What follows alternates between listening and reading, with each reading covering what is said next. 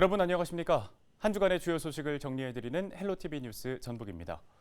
첫 소식입니다. 지난 2월 동료 의원을 성추행한 혐의로 기소된 김중희 정읍시 의원이 1심에서 직위 상실형을 선고받았는데요. 김 의원을 징계하기 위해 제명 여부를 묻는 의원 투표가 진행됐습니다. 결과를 확인한 시민사회단체는 허탈한 심정을 나타내며 정부에 따져 묻겠다는 방침입니다. 어떤 내용인지 이진철 기자가 정리했습니다. 16일 정읍시의회 임시회 날 방청석이 발 디딜 틈 없이 주민들로 들어찼습니다. 지난 2월 동료 의원 성추행 혐의로 1심에서 직위 상실형을 선고받은 김중희 의원에 대한 징계의 건이 다뤄졌기 때문입니다. 하지만 징계 논의는 공개하지 않는다는 조례를 이유로 비공개로 진행됐습니다. 의원들은 30분이 넘는 시간 동안 투표 방식과 실명 공개 여부를 두고 회의장 밖으로 고성이 들릴 정도로 격렬하게 논의를 이어갔습니다. 진통 끝에 투표 과정은 비공개로 진행하고 결과만 실명으로 공개하자고 정해졌습니다. 혹시 비공개 투표를 하는데 기명을 하는 이유는 있을까요? 비공개 투표 이후 공개된 결과는 부결이었습니다. 재적 의원 17명 가운데 제명 충족 조건인 3분의 2 찬성에 미치지 못한 겁니다. 부결되었음을 선포합니다. 의원 14명이 참석한 가운데 9명이 제명에 찬성을 했습니다. 반대표는 한 표도 나오지 않았지만 이도형, 이남희 의원 등 5명이 기권을 했습니다. 표결 결과에 대해 일부 의원들은 아쉬움을 나타냈습니다. 시민들 공감대에 미치지 못하는 결과가 나왔다는 겁니다. 시민들도 공감대가 어느 정도는 형성이 되어 있는 부분에 의회도 바른 모습으로 갔어야 되는데 그러지 못하는 것 같아서 아쉽습니다. 의결 과정을 처음부터 지켜본 시민사회단체는 허탈한 심정을 나타냈습니다. 정말 너무 정읍 시민으로서 정말 좀 참담한 심경이고요. 정읍시 이번 8대 정읍시의회는 정말 역사상 역대 최악의 정읍시의회로 기록될 것입니다. 의원님들께서 부끄러운 줄 알아야 할 것입니다. 정읍시의회의 이번 부결 결정을 두고 시민사회단체는 물론 정읍시 의원 사이에서도 갑론을박이 이어지는 상황. 정읍 시민단체는 시의회를 상대로 국가인권위원회에 제소하겠다고 밝혔습니다. 헬로티비 뉴스 이진철입니다. 최근 국회에서 축산 악취를 방지하기 위한 법안 3개가 발의됐습니다. 이에 대해 전북 지역 축산업계 관계자들이 악취 방지 관련 시설 의무 설치 등으로 인한 경영 부담을 우려하며 반발하고 있습니다. 김남호 기자가 취재했습니다. 전북 축산물 공동 브랜드인 참외우 판매장 회의실입니다. 전북 지역 축산업 관계자들이 국회 환경노동위원회 소속 윤준병 의원과 간담회를 갖고 축산 관련 법안 개정을 요구했습니다.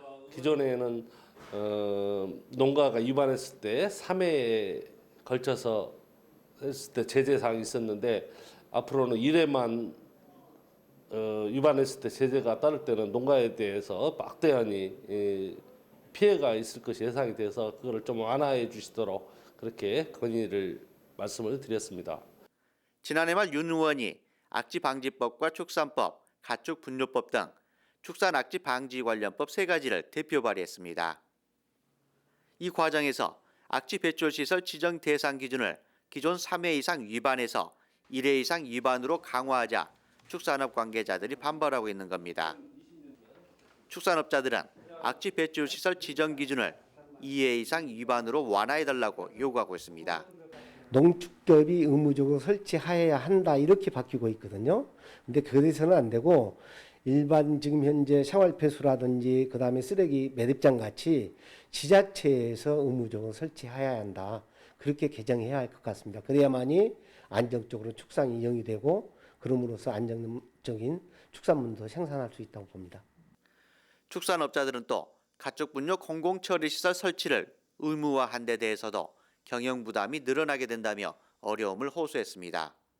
또 시설 신축이 가능한 조합들도 까다로운 행정 절차와 시설 반대 민원 때문에 사실상 불가능하다며 행정 지원이 뒤따라야 한다고 강조했습니다. 윤 의원은 악취 피해를 호소하는 주민들과 축산업 관계자들의 의견을 종합해 개선안을 강구하겠다고 답변했습니다. 축산과 또 어려움을 서로 상생시킬 수 있는 이런 방안을 모색하기 위해서 입법을 추진하게 됐고요. 오늘 간담회를 통해서 축산하시는 분들의 어려움도 제가 잘 들었습니다. 그런 어려움이 해소되는 과정에서 또 생활 여건이 개선될 수 있도록 더 노력하겠다는 말씀을 드립니다. 전북적 축산악취 민원은 지난 2014년 340여 건에서 2019년 882여 건으로 5년 만에 3배가량 증가했습니다. 축산악취를 줄이고 축산업자의 부담을 덜 수 있는 절충안이 필요해 보입니다. 헬로티비 뉴스 김나호입니다. 저희 전북방송은 김제의 한 단위농협의 부실 채권 등을 둘러싼 조합과 조합원 간의 갈등을 지난달 5일 전해드렸습니다. 최근 조합과 조합원 사이에 중재를 위한 자리가 추진됐지만 결국 무산됐는데요. 양측이 여전히 팽팽히 맞서면서 이를 바라보는 지역사회 우려가 적지 않습니다. 보도에 정명기 기자입니다. 한 달 넘게 시위가 이어지고 있는 김제의 한 단위농협 앞입니다. 참다 못한 조합원들이 농협 문을 열어젖힙니다. 온데간데 없는 조합장을 찾습니다. 우리가 공청회를 갖다 보면 이렇게 화가 안 나. 조합장님이 신인수 씨하고 해가서 공청회를 갖자고 지금 연락이 와가지고 이렇게 시간을 잡은 거야. 합의점을 찾자고. 반면 이들의 요구가 일방적이라는 조합 측은 불쾌감을 드러냅니다. 서로 약속하고 틀리거든요, 지금. 저희 공청회를 하려고 하면 이쪽과 이렇게 해서 시한도 좀 한번 우리한테 넘겨줘라 했었는데 그런 부분도 없었고 언제 이런 부분도 없었고 문구도 이런 부분도 없었고. 당초 이날 부실 채권 논란 등에 대한 설명회가 1시 반에 열릴 예정이었습니다. 그런데 전날 조합 측에서 느닷없이 철회했다는 겁니다. 입7억이 남았는데 지금 그것이 어떻게 생기는가를 미미하고 그것이 의문스럽다. 우리 조합원들이. 근데 그걸 밝히라고 하는데 지금 안 밝히고 지금. 조합 측이 이미 조합원에게 밝힌 회수가 불확실한 돈, 즉 부실 채권은 27억 원에 이릅니다.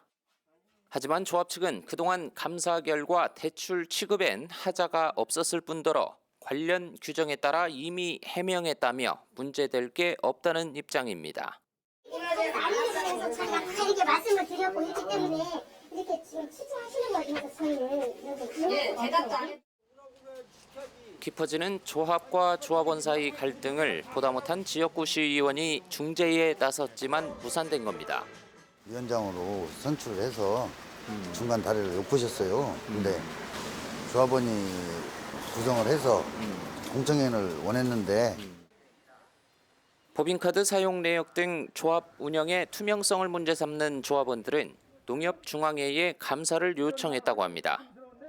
반면 조합 측은 일부 조합원이 언론을 통해 농협 경영을 해치고 있다며 법적 대응도 불사하겠다는 입장.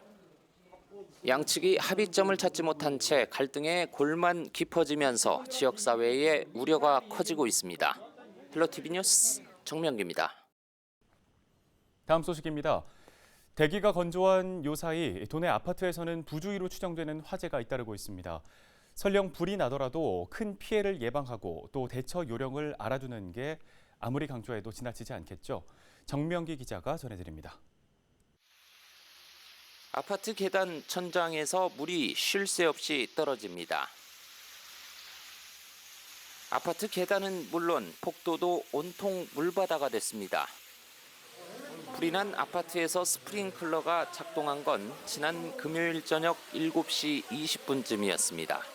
바깥에였는데도 스프링클러 물이 나오는 소리가 계속, 그런데다 그 소방대원들이 그 소화장 안에 내부 호스 연결해가지고 같이. 다행히 인명피해는 없었지만 주민 수십 명이 놀라 대피하는 소동이 벌어졌습니다. 같은 날 새벽 3시쯤 전주의 한 아파트에서도 불이 났습니다. 보일러실에서 시작된 불은 금세 잡혔지만 새벽에 불이 난 데다 초기 진화가 제때 이루어지지 않았다면 자칫 인명피해도 날 수 있는 아찔한 상황이었습니다. 저희가 한 20명 갖고 장비도 한 12대 정도 갔거든요, 차량. 아파트 화재는 다음 날인 13일 새벽에도 일어났습니다. 다행히 인명피해는 없었지만 주민 10여 명이 대피하고 2,700여만 원 상당의 재산 피해가 났습니다. 소방당국은 큰 피해를 예방하려면 옥내 소화전과 같은 소방시설들이 제대로 작동하는지 점검하는 게 중요하다고 말합니다. 평상시 펌프라든지 이런 작동 여부를 꼭 확인하시고 물 사용 등을 꼭 하셔야 합니다. 특히 펌프실에 있는 물탱크는 항상 충수가 돼 있어야 하고 그걸 사용할 수 있도록 주민들이라든지 아니면 관계인들이 혹시 훈련을 통해서 초기 진화할 수 있는. 주의에도 불구하고 만에 하나 불이 났을 땐 일단 119에 신고하고 젖은 수건 등으로 코와 입을 가린 뒤 낮은 자세로 대피해야 합니다. 계단을 통해서 피난하실 때 상층에 사시는 분들은 옥상으로 대피하는 것이 유리하고 저층에 사시는 분들은 밑에 1층 쪽에서 지상층으로 대피하는 것이 유리하다고 볼 수가 있습니다. 평소 경량 칸막이와 같은 아파트 내 대피 시설을 꼼꼼히 알아두고 활용하는 것도 화재 피해를 줄이는 데 매우 중요합니다. 헬로티비 뉴스 정명규입니다. 전국 최고의 해넘이 명소인 변산반도 국립공원을 품은 곳, 또 고려시대 최고급 상감청자가 제작된 곳이 바로 부안입니다. 지난 한 해 동안 가장 많은 사람이 찾은 관광지는 어디고 또 반면에 가장 적게 입장한 곳은 어디였을까요? 관광 여건 변화에 따른 새로운 정책을 마련할 수 있을지가 과제입니다. 정명기 기자가 알아봤습니다. 변산반도 국립공원이 품고 있는 천년고찰 내소사. 부안의 대표적인 문화유산인 만큼 지난해 25만 명 넘게 다녀갔습니다. 부안 지역 주요 관광지 가운데 가장 많은 입장객 수입니다. 대웅전 같은 데는 그 옛날 그대로 단축도 안 하고 아주 그 뭐 1000년 이상 그 먹은 절을 탐이 아주 감동이 좋아요. 오래된 느낌 받아서 좋아요. 다음으로 입장객이 많았던 곳도 고즈넉한 산세와 시원한 계곡을 감상할 수 있는 변산반도 국립공원의 명산 내변산이었습니다. 입장객이 가장 적었던 곳은 수백 점의 작품을 소장하고 야외 조각공원도 갖춘 휘목 아트타운으로 1,010명을 기록했습니다. 이보다 50명이 더 찾은 청림천문대 청소년 수련시설.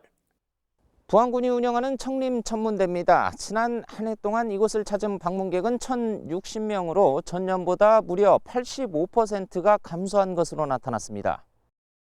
한국관광연구원이 최근 발표한 지난해 주요 관광지 입장객 통계를 보면 변산반도 국립공원으로 몰리는 편중 현상은 두드러집니다.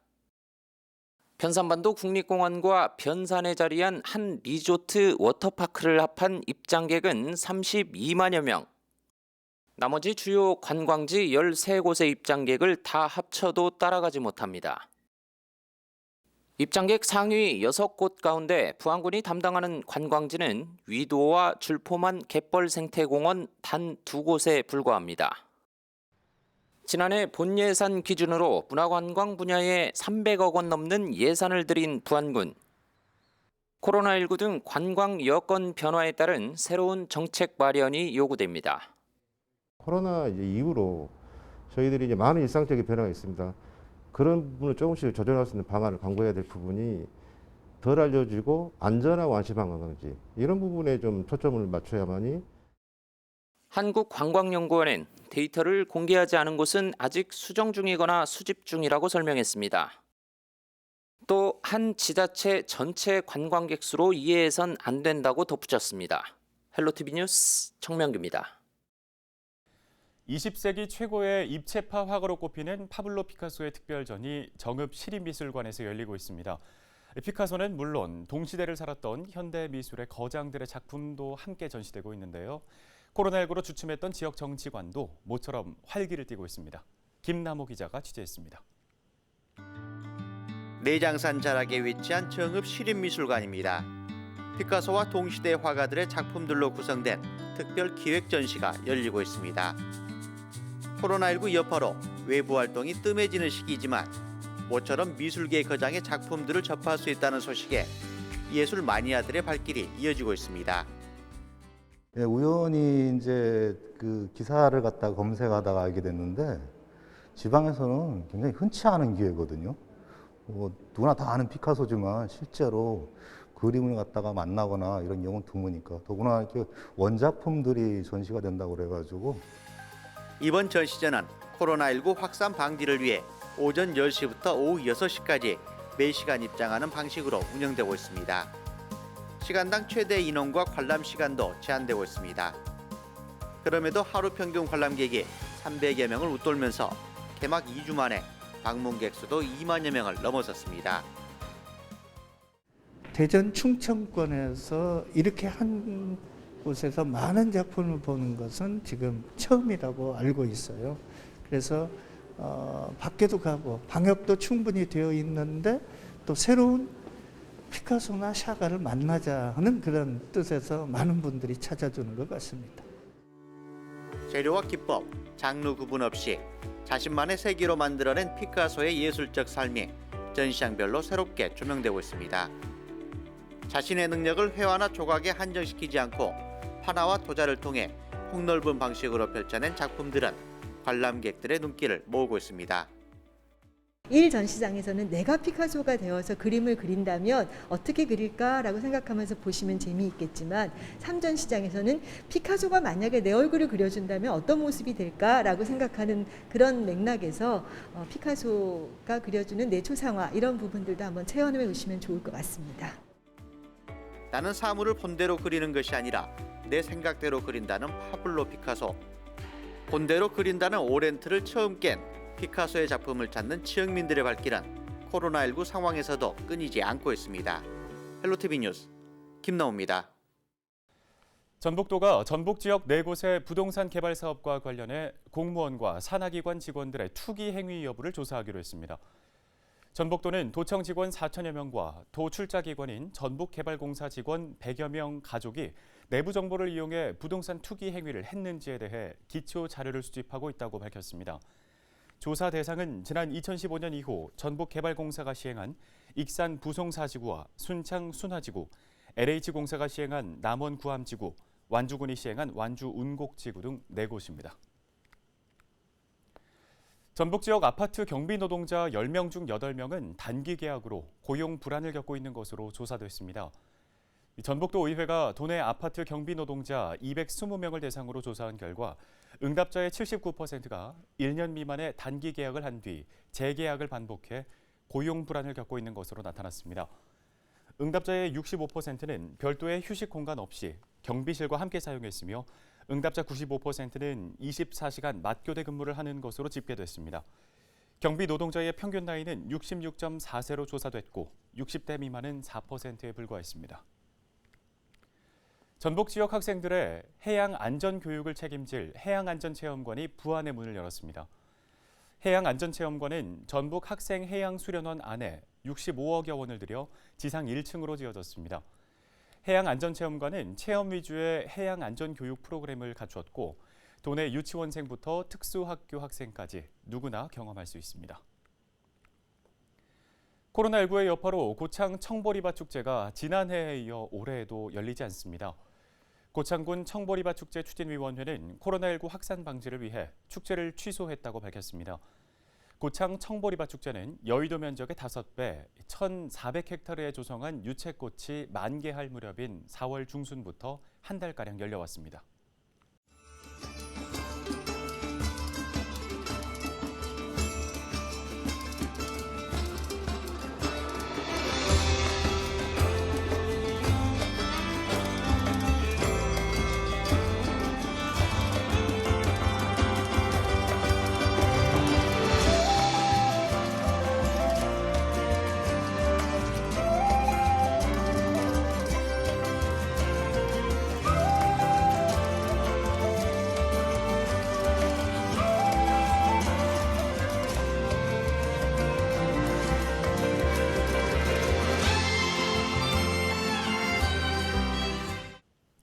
헬로티비 뉴스는 언제나 지역 주민 여러분 곁에 있겠습니다.